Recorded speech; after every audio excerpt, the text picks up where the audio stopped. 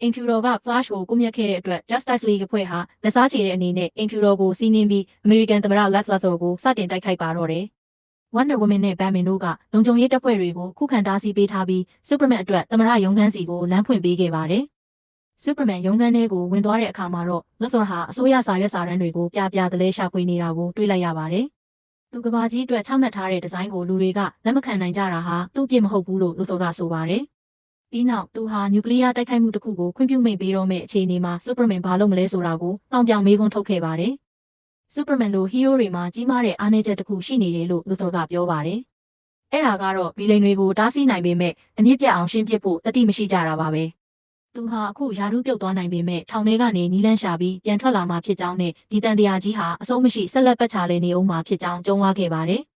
နောက်ဆုံးမှာတော့ Superman ဟာသူကိုယ်တိုင်လည်းဒီအဆုံးမဲ့တန်တရားထဲမှာပါဝင်ပတ်သက်နေတယ်ဆိုတာကိုသိရှိသွားပြီးဒါကိုအပြီးတိုင်ဆုံးသက်ဖို့ဆုံးဖြတ်လိုက်ပါတယ်။သူဟာမျက်လုံးတွေညီရဲတောက်ပလက်ရဲ့ Luthor ကိုစိုက်ကြည့်လိုက်ပါတယ်။ Wonder Woman နဲ့ Batman တို့ Superman စီရောက်လာတဲ့အချိန်မှာတော့ Luthor တယောက်ရဲရဲဆက်ဆက်အသက်ခံလိုက်ရတာကိုထိတ်လန့်ဖွယ်တွေ့ရှိခဲ့ရပါတယ်။ဒါဟာလှုပ်ထိုက်တဲ့အလုပ်ဖြစ်တယ်လို့ Batman ကဆိုပါတယ်။ Wonder Woman က Superman ကိုနှစ်သိမ့်ဖို့စူးစမ်းတဲ့အခါမှာတော့ Superman ဟာစိတ်မကောင်းဖြစ်တဲ့အရေးအယောင်လုံးဝမရှိဘဲဒီလိုကြောက်မက်ဖွယ်လုပ်ရက်ကိုလုပ်ပြီးတဲ့နောက်မှာတောင်ပြုံးနေခဲ့ပါတယ်။ဒါဟာဟီးရိုးတွေအတွက်ကျင့်ဝတ်စည်းကမ်းတွေမရှိတော့ဘဲဗီလိန်တွေကိုတက်ဖြတ်ဖို့အထိဘလို့အစွန်းရောက်တဲ့ကိစ္စမျိုးကိုမဆိုလှုပ်ဆောင်တော့မဲ့တမိုင်းဝင်အချိုးအကွေးတစ်ခုဖြစ်လာခဲ့ပါတော့တယ်။နှစ်ပေါင်းများစွာကုန်လွန်ခဲ့ပြီးကဘာကြီးကလည်းပြောင်းလဲသွားခဲ့ပါပြီ။ပြီးခဲ့တဲ့နှစ်အတွင်းမှာတော့ Superman နဲ့အပေါင်းပါတွေဟာကဘာမြေကိုတင်းကျပ်တဲ့လက်နက်အားကိုနဲ့အုပ်ချုပ်ဖို့ဆုံးဖြတ်ခဲ့ကြပါတယ်။သူတို့ဟာလိုအပ်လာရင်ဗီလိန်တွေကိုတက်ဖြတ်ဖို့ဝင်မလေးကြသလိုအစိုးရကိုသိမ်းပိုက်ပြီးပြည်သူတွေရဲ့လွတ်လပ်စွာပြောဆိုခွင့်ကိုတောင်ပိတ်ပင်တားဆီးခဲ့ကြပါတယ်။လက်နက်အပြည့်အစုံတပ်ဆင်ထားတဲ့ Watch Tower မှာတော့ Smallville မြို့မှာဆန္ဒပြလူအုပ်ကြီးရောက်ရှိနေကြောင်းJohn ကအကြောင်းကြားခဲ့ပါတယ်။အဲ့ဒီအခြေအနေကိုကင်တွယ်ဖို့ Hawkgirl နဲ့ Green Lantern တို့ကစေတနာဝန်ထမ်းဖြစ်သွားရောက်ခဲ့ကြပါတယ်။သူတို့နှစ်ယောက်ရောက်သွားရုံနဲ့တင်ဆန္ဒပြသူတွေဟာသူတို့ကိုကြောက်လန့်တကြားနဲ့လူစုခွဲသွားခဲ့ကြပါတယ်။ပြည်သူတွေရဲ့တုံ့နှုတ်ချောက်ချားနေတဲ့မြင်ကွင်းကြောင့် Hawkgirl ဟာသူတို့ရဲ့လုပ်ရက်တွေအပေါ်တန်တရားစဝင်လာခဲ့ပါတယ်။အဲဒီနောက်မှာတော့ Superman ဟာ Justice League အဖွဲ့ရဲ့အာဏာရှင်ဆန်တဲ့အုပ်ချုပ်ပုံကိုမကြေမနက်ဖြစ်နေတဲ့ Lois Lane နဲ့အတူညစာစားခဲ့ပါတယ်။ Superman ကသူမကိုအကောင်းဘက်ကနေမြင်ပေးဖို့ဖြောင်းဖြနေတော့မှပဲ Batman ကရုတ်တရက်ရောက်လာပြီးအရေးပေါ်အစည်းအဝေးလုပ်ဖို့ခေါ်ဆောင်သွားခဲ့ပါတယ်။အလျင်အမြန်ထွက်ခွာသွားတဲ့ Superman နောက်ကိုလိုက်ဖို့ Lois Lane စူးစမ်းခဲ့ပေမဲ့တကားဝမှာရှိတဲ့လက်နက်ကင်အဆောင်တွေကသူမကိုတားဆီးထားခဲ့ပါတယ်။အဲ့ဒီအခါမှာတော့ Lois Lane ကဒီအဆောင်တွေနဲ့တကဘာလုံးကလူတွေဟာ Justice League တွေမှားနေမှန်းတိတိကြီးနဲ့ဘာကြောင့်မျက်စိမှိတ်လိုက်နာနေကြတာလဲဆိုတာကိုပြင်းပြင်းထန်ထန်ဝေဖန်ပြောဆိုခဲ့ပါတော့တယ်။တာကက်ထဲမှာတော့ Batman ဟာ Justice League အဖွဲ့ဝင်တွေအကာအကွယ်ဝတ်စုံဝတ်ထားတဲ့ Lex Luthor ကိုတိုက်ခိုက်နေတဲ့ဗီဒီယိုမှတ်တမ်းကိုပြသနေပါတယ်။ဒါဟာတခြားစကြောင်လာတစ်ခုမှာတကယ်လက်ရှိအချိန်မှာဖြစ်ပျက်နေတာဖြစ်ပြီးအဲ့ဒီကဘာမှာတော့ Flash အသက်ရှင်နေစေဖြစ်တယ်လို့ Luthor လည်းအသက်မခံရသေးကြောင်းသူကရှင်းပြခဲ့ပါတယ်။ Justice League အဖွဲ့ဟာအဲ့ဒီကဘာက Justice League မှာပြတ်သားတဲ့တရားမျှတမှုမရှိဘူးလို့ယူဆခဲ့ပြီးသူတို့ရဲ့ကိုယ်ပိုင်ဥပဒေနဲ့စနစ်တွေကိုအသုံးပြုဖို့ကြားဖြတ်ဝင်ရောက်ဖို့ဆုံးဖြတ်ခဲ့ကြပါတယ်။မူလစကြောင်လာမှာတော့ Justice League အဖွဲ့ဟာ Luthor ကိုအနိုင်ယူဖို့ရုန်းကန်နေရပြီး Luthor ကသူတီထွင်ထားတဲ့လက်နက်နဲ့တိုက်ခိုက်ဖို့ခွင့်ရေးရလူနီးပါးဖြစ်ခဲ့ပါတယ်။ Flash ကပတ်ဝန်းကျင်ကိုရှင်းလင်းပြီး Luthor ရဲ့လက်နက်ကိုဖျက်ဆီးနေတော့မှပဲ Justice League အဖွဲ့ရဲ့ Martian Manhunter ဟာသူတို့ရှေ့မှာရုတ်တရက်ပေါ်လာခဲ့ပါတယ်။သူဟာတခြားအချိန်ကာလတစ်ခုကလာတာဖြစ်ပြီးစကြဝဠာတွေဟာတစ်ခုပေါ်တစ်ခုထပ်ပြီးပြိုလဲလာနေပြီလို့ဆိုပါတယ်။ဒါကြောင့်အဓိကဖြစ်ရက်တွေအာရုံစိုက်နေတဲ့သူတို့ရဲ့ကဘာစီကိုလိုက်ခဲ့ပြီးကူညီပေးဖို့လေကျိုဖွဲ့ကိုတောင်းဆိုခဲ့ပါတယ်။ Batman ကတော့ဒါကိုတန်တရားဝင်နေပြီးကြားအနေနဲ့ဒီဧည့်သည်ရဲ့စိတ်ကိုဖတ်ကြည့်ပြီးပြီလားလို့မေးခွန်းထုတ်ခဲ့ပါတယ်။ဒါပေမဲ့ John ကတော့သူ့ရဲ့တခြားပုံရိပ်ဖြစ်တဲ့ဒီလူကိုယုံကြည်တာကြောင့်စိတ်ကိုမဖတ်ချင်ဘူးလို့ပြန်ပြောခဲ့ပါတယ်။သူတို့တွေဟိုဘက်ကဘာကိုကူးပြောင်းသွားတာနဲ့တပြိုင်နက် Justice League အဖွဲ့ဟာသူတို့ကိုလှုပ်ရှားလို့မရအောင်ထောင်ချောက်ဆင်ဖမ်းဆီးလိုက်ပါတော့တယ်။ Hawkgirl ကသူမရဲ့စိတ်သက်ခွန်အားနဲ့အဲ့ဒီအတားဆီးကိုဖျက်ကျော်ပြီးထွက်ပြေးဖို့စူးစမ်းခဲ့ပေမဲ့ Justice League ရဲ့ Green Lantern ကသူမကိုသတိလစ်သွားအောင်တိုက်ခိုက်လိုက်ပါတော့တယ်။ Justice League တို့ရဲ့ကဘာမြေကိုစောင့်ကြည့်နေတော့မှပဲရက်စက်ရုပ်မှလာတဲ့ Doomsday တဲဆောင်လာတဲ့ဂျိုတိန်ဂျိုမွားတစ်ခုကဘာပေါ်ကိုပြက်ကျလာကြောင်း Justice Lord Hawkgirl ကအစီရင်ခံခဲ့ပါတယ်။ Doomsday ကတောင်းကျမ်းဖြစ်စည်းနေချိန်မှာငါတို့ရဲ့ Justice League ပဲရောက်နေတာလေလို့လူထုကမေးခွန်းထုတ်နေတော့မှပဲJustice League အဖွဲ့ဟာရန်သူကိုနှိမ်နင်းဖို့ရုတ်တရက်ပေါ်ပေါက်လာပါတော့တယ်။ Justice League အဖွဲ့ဝင်တွေဟာ Doomsday ကိုတလှည့်စီတိုက်ခိုက်ခဲ့ကြပေမဲ့ဘာမှထိရောက်မှုမရှိခဲ့ပါဘူး။ Green Lantern နဲ့ Hawkgirl တို့ရဲ့တိုက်ခိုက်မှုတွေကိုတောင် Doomsday ကအသာလေးတောင်းခံနိုင်ခဲ့ပါတယ်။ Doomsday ကကွန်ကရစ်တုံးကြီးနဲ့ပြစ်ပေါက်လိုက်တဲ့အခါ Martian Manhunter ကခန္ဓာကိုယ်ကိုဖောက်ထွက်သွားစေပြီးပြန်လည်တိုက်ခိုက်ခဲ့ပါတယ် ဒါပေမဲ့ Doomsday ကပြန်လဲတုတ်ပြန်ခဲ့ပြီးစီယိုစိတ်နေတဲ့ကားတစ်စီးကိုပောက်ကွဲစေခဲ့တာကြောင့် Martian Manhunter လွင့်ထွက်သွားခဲ့ရပါတယ်။ Wonder Woman ကယထာမောက်တော့မဲ့အနေရကိုတွားရောက်တားဆီးနေချိန်မှာ Superman ကတော့ Doomsday ကိုလက်သီးချက်ပေါင်းများစွာနဲ့အဆက်မပြတ်ထိုးနှက်တိုက်ခိုက်ခဲ့ပါတယ်။ဒါပေမဲ့ Doomsday ကတော့ဘာမှမဖြစ်တဲ့အပြင် Superman ကိုမြေအောက်ထဲရောက်အောင်ရိုက်ချလိုက်ပြီးနေရန်နဲ့စောင့်ပစ်လိုက်ပါတယ်။ Doomsday ရဲ့လက်သီးချက်ကြောင့် Superman လွင့်ထွက်သွားတဲ့အခါ Lois ကသူ့ကိုပြန်ထနိုင်အောင်အပြေးလွှားသွားရောက်ကူညီခဲ့ပါတယ်။ Superman က Doomsday ကိုမင်းပါလိုချင်တာလဲလို့မေးတဲ့အခါမှာတော့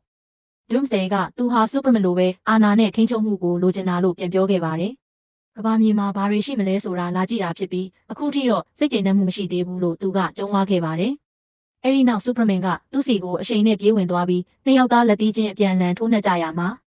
ထွက်ပေါ်လာတဲ့တုန်ခါမှုကြောင့်သတင်းထောက်တွေရဲ့ရဟတ်ရင်တောင်လွင့်စင်သွားခဲ့ပါတယ်။ Doomsday ကချက်ချင်းပြန်ထလာပြီးဒဏ်ရာတွေနဲ့နှုံးခွေနေတဲ့ Superman ကိုဆွဲမလိုက်ပါတယ်။အဲ့ဒီအချိန်မှာပဲ Superman ဟာသူ့ရဲ့မျက်လုံးအလင်းတန်း Heat Vision ကိုအသုံးပြုပြီး Doomsday ရဲ့ဦးခေါင်းကိုအပေါက်ဖောက်ကအုံနောက်ကိုဖျက်ဆီးပစ်လိုက်ပါတော့တယ်။ Superman ရဲ့ဒီလိုရက်စက်တဲ့လုပ်ရက်ကိုမြင်လိုက်ရတဲ့ Lois Lane ဟာထိတ်လန့်တုန်လှုပ်သွားခဲ့ပေမဲ့ဘေးကလူတွေကတော့ Hero ရဲ့ပြတ်သားတဲ့အရေးယူမှုကိုဝိုင်းဝန်းအားပေးခဲ့ကြပါတယ်။သတင်းထောက်တယောက်ဆိုရင်ဒါမျိုးလုပ်ဖို့အချိန်တန်ပြီးလို့တောင်ဆိုခဲ့ပါတယ်။ဒီအခြေအနေတွေကိုထောင်ထဲကနေကြည့်နေတဲ့ Luthor ကတော့အခုရောက်နေတဲ့သူတွေဟာဒီကဘာက Justice League အစစ်အမှန်တွေမဟုတ်ဘူးဆိုတာကိုရိပ်မိသွားပြီးနှောင်ပြုံးလိုက်ပါ Justice League အဖွဲ့ကိုအနိုင်ယူပြီးတဲ့နောက်မှာတော့ Justice Lord တွေဟာသူတို့ကိုတီးခြားစီချုံနှောင်ထားလိုက်ပြီး Justice Lord Batman ကစောင့်ကြည့်နေခဲ့ပါတယ်။ကျန်တဲ့ Justice Lord အဖွဲ့ဝင်တွေကတော့ Legion ရဲ့ကဘာစီကိုပြန်သွားကြပြီး Watch Tower ကိုသူတို့ရဲ့ကဘာမှာလိုပဲခင်မီလက်နက်အပြည့်စုံနဲ့အစိမ့်မြင့်တင်မှုတွေပြုလုပ်ခဲ့ကြပါတယ်။ Justice Lord Wonder Woman ကဒီ Watch Tower ဟာအချိန်တော်ကြာအောင်ခုခံကာကွယ်ရေးစနစ်မရှိဘဲဘလို့ဖြစ်နေရတာလဲဆိုတာကိုအံ့ဩနေခဲ့ပါတယ်။ Justice Lord Batman တယောက်အချုပ်ခန်းထဲကလူတွေကိုလိုက်စစ်ဆေးနေတော့မှအသက်ရှင်လျက်ရှိနေတဲ့ Flash ကိုမြင်လိုက်ရတဲ့အတွက်အတော်လေးအံ့အားသင့်သွားခဲ့ပါတယ်။သူတို့အခုလိုလုပ်နေတာဟာအားလုံးရဲ့အကျိုးအတွက်ဖြစ်ကြောင်း Batman ကရှင်းပြပေမဲ့ Hawkgirl ကိုတိုက်ခိုက်ခဲ့တာကိုမြင်ခဲ့ရတဲ့ Flash ကတော့ဒါကိုလုံးဝလက်မခံခဲ့ပါဘူး။ Hawkgirl ကိုနာကျင်စေဖို့ရည်ရွယ်ချက်မရှိကြောင်းနဲ့အကောင်းဆုံးဆေးရုံကိုပို့ထားကြောင်း Batman ကဆိုပေမဲ့ Flash ကတော့ Justice Lord တွေရဲ့လုပ်ရက်ကိုဆက်လက်ဝေဖန်ခဲ့ပါတယ်။ဒီအချိန်မှာ Batman မူလစကြောလာက Batman က Justice Lord တွေအခုလိုပြင်းထန်တဲ့နီလန်းတွေသုံးလာရတာဟာသူတို့ရဲ့ကဘာက Flash တယောက်ယောက်ဖြစ်သွားခဲ့လို့များလားဆိုပြီးတန်တရားဝင်လာပါတယ်။ Flash ကအချုပ်ထဲကနေဘလို့လွတ်အောင်လုပ်မလဲဆိုတဲ့အစီအစဉ်ကိုမေးတဲ့အခါမှာတော့ Batman ကသူ့မှာအစီအစဉ်မရှိသေးကြောင်းနဲ့သူ့ရဲ့တခြားပုံရိပ် Justice Lord Batman ကသူ့ရဲ့အတွေးမှန်သမျှကိုကြိုတင်သိနေမှာကိုစိုးရိမ်နေခဲ့ပါတယ်။အဲဒီနောက်မှာတော့ Flash ဟာသူ့ရဲ့နှလုံးခုန်နှုန်းကိုအလွန်မြန်အောင်လှုပ်ဆောင်လိုက်တာကြောင့်စက်ထဲမှာနှလုံးခုန်ရက်သွားသလိုမျိုးထင်ယောင်ထင်မှားဖြစ်သွားစေခဲ့ပါတယ်။ Justice Lord Batman တယောက် Flash တည်သွားပြီလားဆိုပြီးအပြေးလွှားလာစစ်ဆေးတဲ့အချိန်မှာတော့ Flash ကသူ့ကိုတတိလစ်သွားအောင်တိုက်ခိုက်ပြီးကြံတဲ့သူတွေကိုပါကယ်ထုတ်ခဲ့ပါတယ်။ Superman က Justice Lord တွေကိုချက်ချင်းပြန်တိုက်ဖို့ပြင်ဆင်နေပေမဲ့ Flash ကတော့အပြင်းထန်ဒဏ်ရာရထားတဲ့ Hawkgirl ကိုဆေးရုံမှာအရင်သွားရှာဖို့ Superman ကိုတတိပေးတားဆီးခဲ့ပါတော့တယ်။ Batman ကတော့စကြဝဠာကူပြောင်းနိုင်တဲ့တကားပေါက်ဖို့တော်ကိုရှာဖို့လိုအပ်ကြောင်းပြောခဲ့ပါတယ်။ John ကသူ့နောက်ကိုလိုက်ချင်ပေမဲ့ Batman ကတော့တယောက်တည်းသွားဖို့ပဲဆုံးဖြတ်ခဲ့ပါတယ်။ကျန်တဲ့ League အဖွဲ့ဝင်တွေကတော့ Hawkgirl ကိုဘယ်ကိုပို့ထားနိုင်မလဲဆိုတာသိရဖို့ Justice Lord တွေရဲ့မှတ်တမ်းတွေကိုလိုက်လံရှာဖွေခဲ့ကြပါတယ်။ Green Lantern ကသူတို့ကိုဒီကဘာမှာရာဇဝတ်သားတွေလို့သတ်မှတ်ထားတာကြောင့်ဗီလိန်တွေကိုစေကူတာပေးလေးရှိတဲ့နေရာတွေကိုစစ်ဆေးဖို့အကြံပြုခဲ့ပါတယ်။အဲဒီနောက်မှာတော့စွာအားရှင်တွေကိုစေကူတာပေးနိုင်တဲ့တခုတည်းသောနေရာဖြစ်တဲ့ Arkham Asylum ကိုသူတို့ရွေးချယ်လိုက်ပါတော့တယ်။ Arkham ထဲကိုမဝင်ခင်မှာပဲ Superman က Flash ကိုအပြင်မှာစောင့်နေဖို့ပြောခဲ့ပါတယ်။ဘာဖြစ်လို့လဲဆိုတော့ဒီကဘာမှာ Flash ကတေဆုံးသွားပြီလို့ယူဆထားကြတာကြောင့်သူတို့ရဲ့ရုပ်ဖြတ်ထားမှုကိုလူမိသွားမှာစိုးရိမ်လို့ပဲဖြစ်ပါတယ်။သူတို့တွေအဲဂျိုကောင်တာမှာစစ်ဆေးနေတော့အေးအေးဆေးဆေးနဲ့ရင်ကျေးပြူငါနေတဲ့ Joker ကသူတို့ကိုလိုက်လံပြသပေးနေတာကိုတွေ့လိုက်ရတဲ့အတွက်အတော်လေးအံ့အားသင့်သွားခဲ့ကြပါတယ်။သူတို့သိထားတဲ့ Arkham နဲ့မတူဘဲဗီလိန်တွေအားလုံးဟာငြိမ်သက်အေးချမ်းနေတာကိုတွေ့ရတဲ့အတွက်သူတို့ထိတ်လန့်သွားခဲ့ပါတယ်။ Joker က Hawkgirl စီကိုလိုက်မပြခင်မှာ Superman ကိုလျှို့ဝှက်စကားလုံး password မေးခဲ့ပါတယ်။ John က Joker ရဲ့စိတ်ကိုဖတ်ပြီး password ကိုသိအောင်လုပ်က Superman ကိုလှမ်းပြောပြခဲ့ပါတယ်။ဒါပေမဲ့ password ကမှန်နေပေမဲ့လည်းဒီမေးခွန်းကို Wonder Woman ကပဲဖြေရမှာဖြစ်တယ်လို့ Joker ကရှင်းပြခဲ့ပါတယ်။အဲဒီနောက်မှာတော့ Joker ကအချက်ပေးခေါင်းလောင်းကိုနှိပ်လိုက်တာကြောင့် Justice Lord Superman ပုံတူရိုဘော့ဒါဇင်ပေါင်းများစွာရောက်ရှိလာပြီးသူတို့ကိုဖမ်းဆီးဖို့ကြိုးစားပါတော့တယ်။တခြားသူတွေတိုက်ခိုက်နေရတာကိုတွေ့သွားတဲ့ Flash လည်းတိုက်ပွဲတွေကိုဝင်ပါလာခဲ့တယ်လို့တစ်ဖက်မှာလည်း Green Lantern က Hawkgirl ကိုလိုက်လံရှာဖွေရင်းနောက်ဆုံးမှာတော့တွေ့ရှိသွားခဲ့ပါပြီ။တစ်ဖက်မှာလည်း Batman ဟာ Backup တရှိရာနေရာကိုရှာဖွေတွေ့ရှိသွားခဲ့ပါတယ်။ဒါပေမဲ့ Flash ထွက်သွားပြီးနောက်အချုပ်ထဲကနေလွတ်မြောက်လာခဲ့တဲ့ Justice Lord Batman နဲ့ရုတ်တရက်ထိပ်တိုက်တွေ့ဆုံပါတော့တယ်။မောင်ရိပ်တွေထဲမှာ Batman နှစ်ယောက်ဟာတယောက်ရဲ့အကွက်ကိုတယောက်ကကြိုတိနေရင်းနဲ့အပြင်းထန်တိုက်ခိုက်ခဲ့ကြပါတယ်။အဲဒီနောက်မှာတော့ Justice Lord တွေဒီကဘာမှာလှုပ်ဆောင်ခဲ့တဲ့ကျင့်ဝတ်ပိုင်းဆိုင်ရာကိစ္စတွေနဲ့ပတ်သက်ပြီးသူတို့နှစ်ယောက်အခြေအတင်ငင်းခုန်ခဲ့ကြပါတယ်။ Justice Lord တွေဟာအာနာကိုသိမ်းပိုက်လိုက်တဲ့အချိန်မှာတင်စီးကြော်သွားခဲ့ပြီလို့ Batman ကဆွဆွဲခဲ့ပါတယ်။ ဒါပေမဲ့ Justice Lord Batman ကတော့သူတို့ဟာဘဲရှင်းနှစ်သားလေးမှသူတို့လိုမျိုးအတိတ်ပဲမဲ့တဲ့အကြမ်းဖက်မှုကြောင့်မိဘတွေကိုဆုံးရှုံးရမှာမျိုးမရှိတော့မဲ့ကဘာတစ်ခုကိုတိဆောက်ခဲ့တာဖြစ်ကြောင်းပြန်လည်ခြေပခဲ့ပါတယ်။ဒီအကြောင်းပြချက်ဟာဘတ်မန်ရဲ့စိတ်ကိုတော်တော်လေးထိခိုက်သွားစေခဲ့ပြီးသူဟာတိုက်ခိုက်မှုကိုရပ်တန့်ကလက်နက်ချဖို့ဆုံးဖြတ်လိုက်ပါတယ်။ Justice League အဖွဲ့ဟာ Arkham မှာရုံးရင်းဆန်ခတ်ဖြစ်နေကြောင်း Justice Lord Batman ကပြောတဲ့အခါမှာတော့သူတို့ကိုတွားရောက်ဖမ်းဆီးဖို့ Batman ကမမျှော်လင့်ပဲသဘောတူခဲ့ပါတယ်။လမ်းမှာတော့ဘတ်မန်ဟာအရင်နဲ့မတူပဲလမ်းပေါ်မှာအမိုက်တဆတောင်မရှိတဲ့ကာသံမြို့တစ်ကြီးကိုမြင်ပြီးအံ့ဩနေခဲ့ပါတယ်။လူတွေအနေနဲ့ကြီးမားတဲ့ဥပဒေတွေကိုလေးစားစေခြင်းတင်းငယ်တဲ့စည်းကမ်းတွေကိုပါတင်းကျပ်ရမှာဖြစ်တယ်လို့ Justice Lord Batman ကရှင်းပြပါတယ်။ဒါပေမဲ့မိနီတစ်ခုမှာသူတို့ရက်လိုက်တဲ့အချိန်မှာတော့အရေးအသွေးမကောင်းတဲ့အစားအသောက်အတွက်ပတ်စံမပေးခြင်းတဲ့လူတစ်ယောက်ကိုရဲတွေကမတရားဖမ်းဆီးနေတာကိုတွေ့လိုက်ရပါတယ်။အဲ့ဒီအခါမှာတော့ Justice Lord Batman ဟာသူတို့ရဲ့အာဏာရှင်စနစ်ရဲ့စိုးကျိုးတွေကိုကိုယ်တိုင်လက်တွေ့မြင်ပြီးနောက်တရက်စပြုလာပါတော့တယ်။ Justice League အဖွဲ့ဟာ Arkham ကနေထွက်ခွာဖို့ပြင်နေတော့မှာပဲတနေ့လုံးကိုအငွေ့ပြန်သွားအောင်ချေမှုန်းဖို့အသင့်ပြင်ထားတဲ့စစ်တပ်ရဲ့ဝိုင်းရံခြင်းကိုခံလိုက်ရပါတယ်။အဲ့ဒီအချိန်မှာ Justice Lord Batman ရောက်လာပြီးငါတာဝန်ယူတယ်လို့ပြောကစစ်တပ်ကိုနောက်ဆုတ်ခိုင်းလိုက်ပါတယ်။စစ်ဗိုလ်ကသူ့ကိုတန်တရားဝင်နေတဲ့အခါမှာတော့ Batman ကသူ့ရဲ့အာဏာကိုအသုံးပြုပြီးအမိန့်ပေးကလူစုခွဲခိုင်းလိုက်ပါတော့တယ်။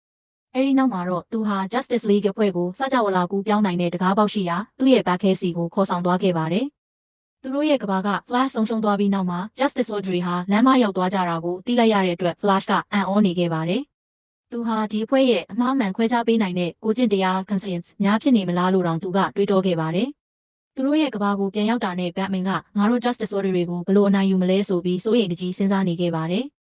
ဘာဖြစ်လို့လဲဆိုတော့တစ်ဖက်ကရန်သူတွေဟာသူတို့နဲ့ခွန်အားချင်းညံရည်ချင်းတူညီနေတဲ့အပြင်သူတို့နဲ့မတူပဲတက်ဖြတ်ဖို့ဝင်မလေးတဲ့သူတွေဖြစ်နေလို့ပါပဲ။ Superman ကတော့ဒီလိုလူတက်တဲ့အထိစီးကြော်ဖို့ညှင်းဆန်ခဲ့ပေမဲ့ Batman ကတော့မင်းတို့အောင်မြင်ခြင်းရင်တော့တခုခုကိုစီးကြော်ရလိမ့်မယ်လို့ထောက်ပြခဲ့ပါတယ်။နောက်ပိုင်းမှာတော့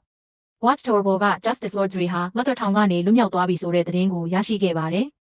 Justice Lord Superman ကဒီကိစ္စကိုကိုယ်တိုင်ဖြေရှင်းဖို့ပြင်ဆင်တဲ့အခါမှာတော့ Justice Lord Hawkgirl ကဒီကဘာကလူတွေဟာငါတို့ရဲ့ပြတ်သားတဲ့တရားမျှတမှုကိုလက်ခံဖို့အဆင်မပြေသေးဘူးလို့ပြောပြီး Luthor ကိုမတက်ဖို့တားဆီးခဲ့ပါတယ်။ကျန်တဲ့ Justice Lord တွေကလည်း Superman နဲ့အတူလိုက်သွားခဲ့ကြပါတယ်။နောက်ဆုံးမှာတော့သူတို့ဟာ Luthor ကိုရှာတွေ့သွားခဲ့ပေမဲ့တကယ်တမ်းမှာတော့အဲ့ဒါဟာရုပ်ဖြတ်ထားတဲ့ကြောင့်ဖြစ်နေတာကိုတွေ့လိုက်ရပါတော့တယ်။ Justice Lord အဖွဲ့ဟာသူတို့ကိုယ်တိုင်ပြင်ဆင်ထားတဲ့ထောင်ချောက်ထဲမှာခဏတာပိတ်မိသွားခဲ့ပါတယ်။ Justice Lord Hawkgirl ကတော့လျှက်စစ်တအားကိုတခြားသူတွေထက်ပိုမိုခံနိုင်ရရှိတာကြောင့်ဘိုးအားကိုထိန်းချုပ်ထားတဲ့ဆက်ကိုဖျက်ဆီးပစ်နိုင်ခဲ့ပါတယ်။ Green Lantern က Hawkgirl ကိုတိုက်ခိုက်ဖို့ဝင်လေးနေခဲ့ပေမဲ့နောက်ဆုံးမှာတော့သူမကိုရိုက်ချလိုက်ပါတယ်။ John ကသူမကိုဖမ်းဆီးဖို့ပြင်လိုက်တဲ့အချိန်မှာပဲ Justice Lord John ပေါ်လာပြီး League အဖွဲ့က Martian Manhunter ကိုထိတ်တိုက်ရင်ဆိုင်ပါတော့တယ်။သူတို့နှစ်ယောက်လုံးဟာဂျိုသားတတော်ဝါကြီးတွေဖြစ်အသွင်ပြောင်းပြီးဝေဟင်ယံမှာအပြင်းထန်တိုက်ခိုက်ကြပါတယ်။ Green Lantern နဲ့ Wonder Woman တို့ဟာလည်းသူတို့ရဲ့တစ်ဖက်ပုံရိပ်တွေနဲ့အသီးသီးရင်ဆိုင်ခဲ့ကြသလို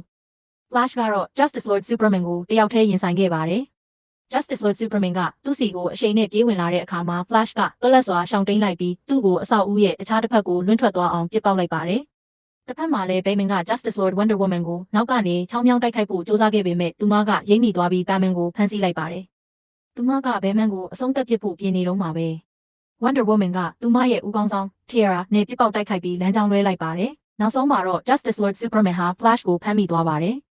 Flash ကမင်းကိုတတ်နိုင်မှာမဟုတ်ဘူးလို့ပြောပြီးသူ့ကိုဖြောင်းဖျားဖို့ကြိုးစားခဲ့ပေမဲ့ Justice Lord Superman ကတော့တကယ်ပဲတက်ဖြတ်ဖို့အသင့်ပြင်ထားခဲ့ပါတယ်။ဒါပေမဲ့အဲ့ဒီအချိန်မှာပဲ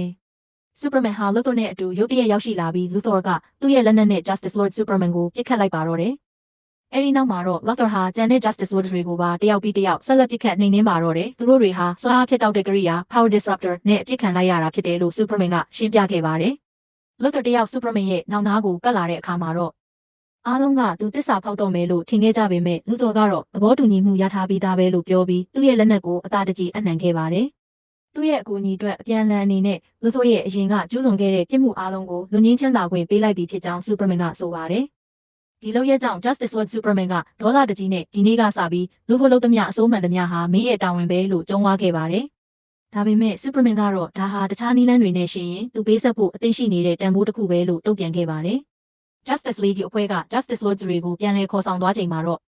Flash အနေနဲ့ Justice Lord Superman ကိုဖြောင်းဖျက်နိုင်မှာမဟုတ်ဘူးဆိုတာသူကြိုသိနေခဲ့ကြောင်း Superman ကဖွင့်ဟခဲ့ပါတယ်။ဘာဖြစ်လို့လဲဆိုတော့သူကိုယ်တိုင်လည်း Justice Lord Superman လိုမျိုးပဲအာဏာရှင်ဆန်ကျင်တဲ့စိတ်ဆန္ဒတွေကိုကြုံတွေ့ခဲ့ရဘူးလို့ပါပဲ။အဲ့ဒီအခါမှာတော့ Flash က Superman ဆိုတာအားလုံးထင်တယ်လို့မျိုးအမြဲတမ်းစည်းကမ်းလိုက်နာတတ်တဲ့ကလေးတငယ်စောင့်ရှောက်ရေးအဖွဲ့ဝင် Boy Scout တယောက်မဟုတ်ဘူးပဲလို့စနောက်ခဲ့ပါတယ်။ Superman ကလည်းသူဟာပထမဆုံးဂုဏ်ထူးဆောင်တစ်စိတ်တောင်မရခဲ့ဘူးပါဘူးလို့ရေမောရင်းပြန်လည်ဖြေကြားခဲ့ပါတော့တယ်။